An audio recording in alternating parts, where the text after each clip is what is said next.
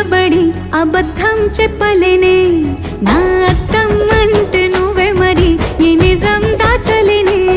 ఆ అద్దం ముందు నిలబడి అబద్ధం చెప్పలేనే నా అద్దం అంటే నువ్వే మరి ఈ నిజం దాచలేనే